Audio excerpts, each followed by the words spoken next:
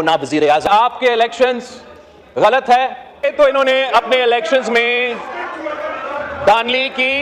इनका इलेक्शन का कैंपेन का ना सरोपैर था, इनको ऐन वक्त में पाकिस्तान की जो हालात है वो जो बांग्लादेश का हालात है, मैंने आपका बल्ला चीना था और मैं समझता हूं इस फैसला ने से दे दी ये सीटें जैसे कि मैंने तो नहीं किया। मैं आपके खिलाफ कहां बोल रहा हूं? Calm down, calm down. Crisis का जिम्मेदार ना आप हो जनाब स्पीकर, ना मैं हूं। कुछ आपके हाथ में नहीं है या वो चोर है, साजिश शुरू कर देते हैं। अस्सलाम वालेकुम नाज़रीन इकराम, आप ये वीडियो देखिए फिर इस पर बात करते हैं।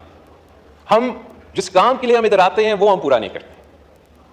हम यहां पहुंच के साजिश शुरू कर देते हैं, एक दूसरे के खिलाफ लड़ना को तरजीह देते हैं। कभी एक तिहाई में सियासतदानों की लड़ाई के नतीजे में नुकसान होता है, किसी दूसरा तिहाई में जनरलों की एडवेंचरिज्म की वजह से कोई कू हो जाता है और हम सबका नुकसान हो जाता है। और आजकल जो मुल्क में नफरत की सियासत रूज पर है, जिस किस्म की तकसीम हमारे सियासत में आज मौजूद है, शायद हमारा तारीख में ऐसे हमने कभी नहीं देखा। हम दिन रात अगर आप टीवी को खोले तो हम एक दूसरे को गालियां दे रहे हैं, बुरा भला कह रहे हैं, या हम चोर है या वो चोर है, या हम गद्दार थे या वो गद्दार है। और हमें कहीं ना कहीं कोई तरीका निकालना पड़ेगा कि हम अपना लड़ाइयां लड़ते रहें, मगर सियासत के दायरे में रह के। वो जो बांग्लादेश का हालात है वो बड़े गौर से देख रहे हैं।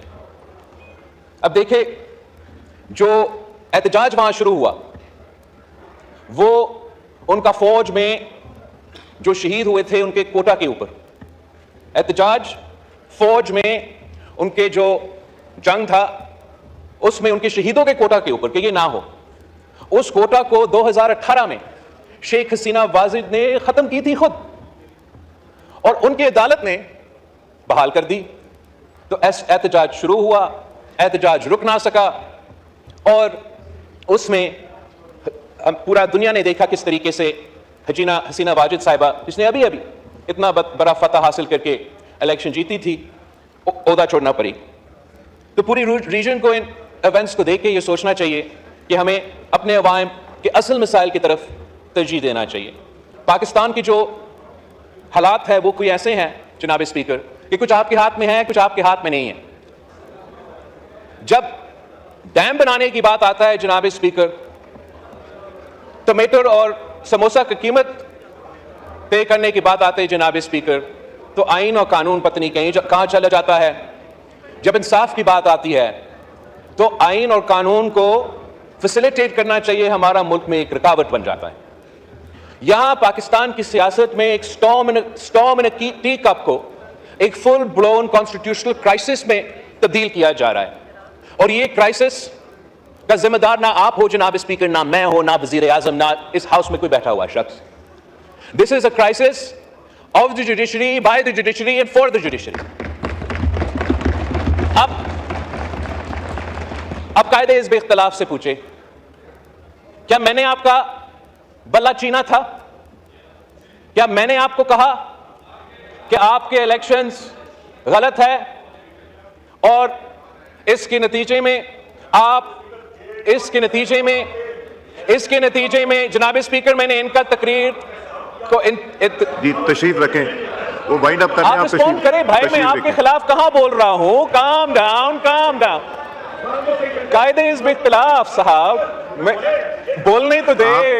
तशरीफ रखें, वाइंड अप हो रहा है, तशरीफ रखें। एनीवे जनाब स्पीकर, मकसद ये कि मैंने तो नहीं किया। अदालत ने कहा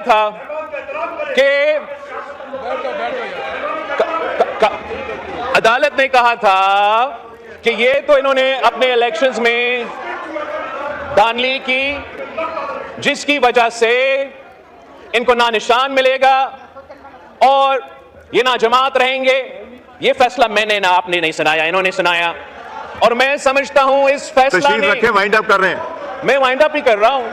अब तशरीफ रखे, वाइंड अप कर। जनाब स्पीकर, इस फैसला ने एक मरा हुआ सियासी जमात जिनका इलेक्शन का कैंपेन का ना सरोपैर था, इनको ऐन वक्त में ऐसे फायदा दिया कि पूरा जमात जो है वो मोबिलाइज हो गया और इस इलेक्शन के आखिरी वक्त में यह फैसला लेना, उसका सियासी असरात भी थे। अब कहा जा रहा है, जी कर रहे हैं, वाइंड अप कर रहे हैं। मैं मौलाना साहब को देता हूँ, वाइंड अप करें बिलावल साहब। अब कहा जा रहा है, जी वाइंड अप कर रहे हैं, तशरीफ रखें, अब वाइंड कहा अप जा रहा है, अब कहा जा रहा है जनाब स्पीकर कि इनको, अब कहा जा रहा है जनाब स्पीकर, अब कहा जा रहा है जनाब स्पीकर कि असल में हमने ये कहा ही नहीं, असल में हमने ये कहा ही नहीं, असल में ये है कि जो इन्होंने मांगा भी नहीं, जो आईन और कानून में गुंजाइश भी नहीं, हम ऐसी सियासी फैसला देते हैं जिससे इनको बस अब ऐसे दे ये सीटें जैसे ये टॉफी है और ऐसे आप बांटे।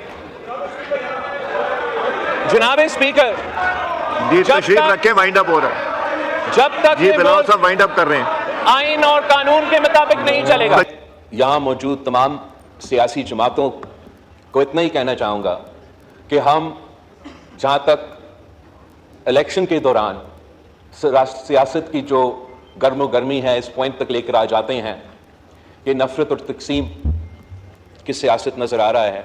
आज मेरा आप सबसे इतना ही दरख्वास्त है कि जब मुल्क के ऐसे इश्यूज, चाहे वो मुआशी हो, चाहे वो दहशतगर्दी से ताल्लुक हो, उस पे हम एक दूसरे के साथ बात करने का, पॉलिटिकल पार्टीज एक दूसरे के साथ इंगेज करने का, इस हाउस का मकसद ही यही।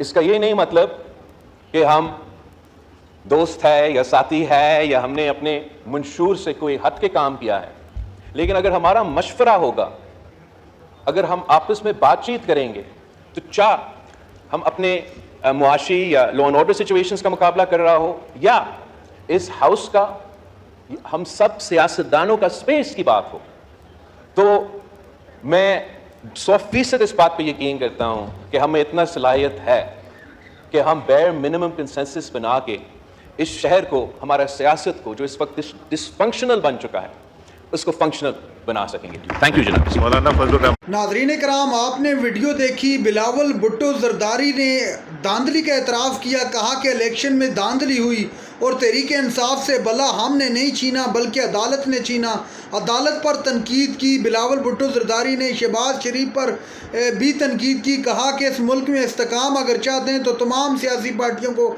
साथ लेकर चलें, इस तरह मुल्क नहीं चल सकता। शोर न करें, यहाँ पर बैठ जाएं। तो बिलावल भुट्टो की इंतहाई जज्बाती तकरीर और कहा कि हर एक को उसका हक मिलना चाहिए।